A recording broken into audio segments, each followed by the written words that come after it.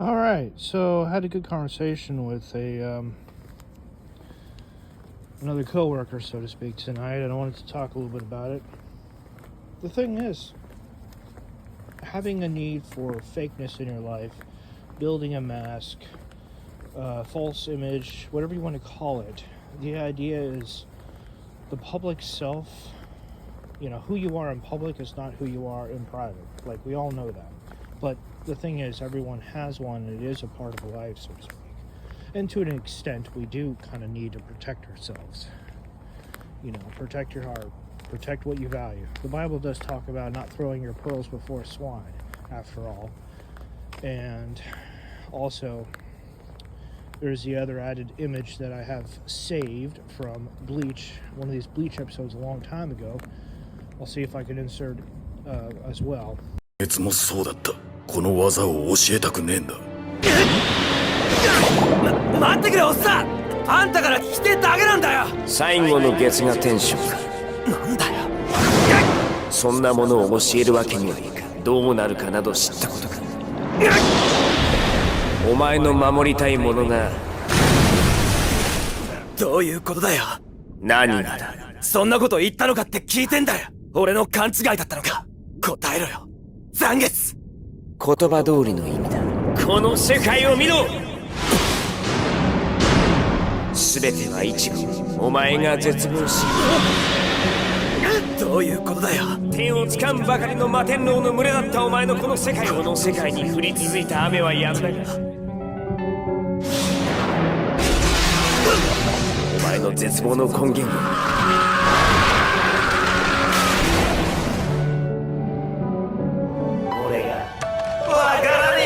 お前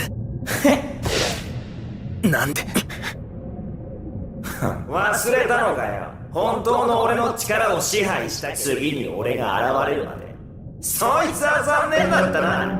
最後の月が天使のことでしか手にすることはできん。この戦いを始めた時に言ったことを。ああ、私の守りたかったものはイチゴ。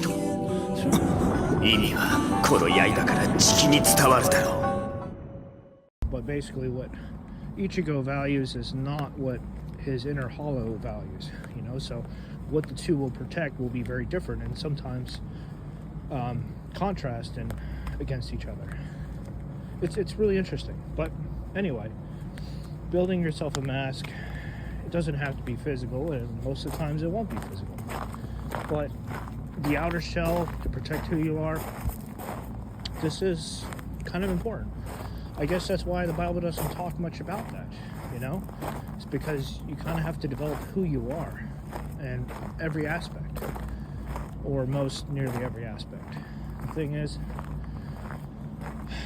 this is one of those things that I think the church could do better at, because it doesn't really talk much about building who you are on the outside, just who you are on the inside with your character and your values, morals, ethics, all that sort of thing.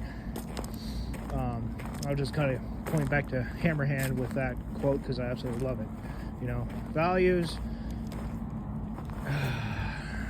morals, values, and ethics. There we go. That's what he said. I pretty much copy him.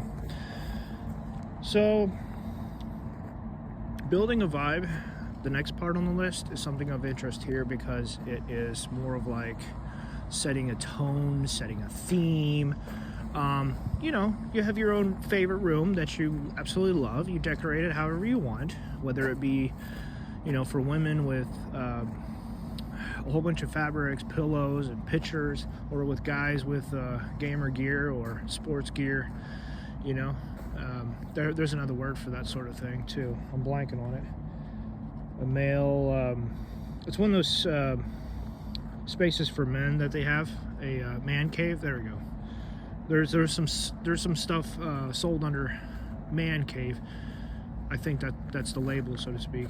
So yeah, building a vibe, building more of what you want in your life to be around you when in public. After all, we're going to come in contact with others for most of our life. Obviously, not talking about those who are shipwrecked or marooned or isolated in some way, shape, or form. I'm not talking about those. Those are like the exception to the rule. Generally, though, parents, I think they're going to be tested the most in this area because it's not just themselves that they're building something for, but, you know, they're also building something for their kids, too. There's a lot there.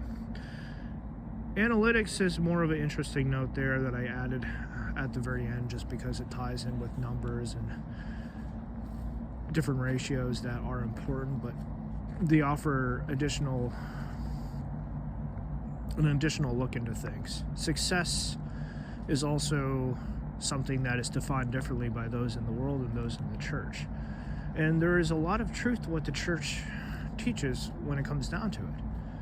You know, because success is not defined by who we are with, what we are doing, and however much success that we're getting from our work. That's what the world wants to do because they can monetize that. The spiritual side is equally as important. It's going to be harder to see though. I mean, you can see it through the situations you're in, the trauma, the baggage, the issues that are stuck in your life. You can see that. Like, you can see more of where you're at and where you want to be, but how to get there, how to get to freedom, how to get to the next stage, that's tricky, that's challenging. In some cases, you have to find ways to get rid of some of the crap that's in your life. Trauma can help break you out of a cycle, but it's not something you willingly want to go to unless it's like gym related, because breaking bad habits that way is probably the easiest way to go. You know, making yourself more healthy on a physical level. Faulty defense mechanisms are something that are tied in with a lot of people, and some just kind of take longer than others to get rid of them, just because they always, they shove them a quarter and they don't bother paying attention to that sort of thing. Anyway, just wanted to talk about this for a couple minutes because it's really helpful. And this guy, he was born on the streets in New York. I don't want to go into too much personal details. I don't feel comfortable, and I know he wouldn't feel comfortable about that either, but he was from the streets. Now, even though I was born on the streets myself, I was adopted into a Christian family, so like I pointed out some very key differences there, and like some good stuff that hopefully was helpful and left an imprint on him. That being said, the world teaches us men and women to be different than those inside the church and all that. Like, things matter. Your health matters. Your mind and your body and your soul matters. So like the different kinds of components to us with our health, they need to be managed. And if it's out of sync, we're going to struggle in quite a few different ways.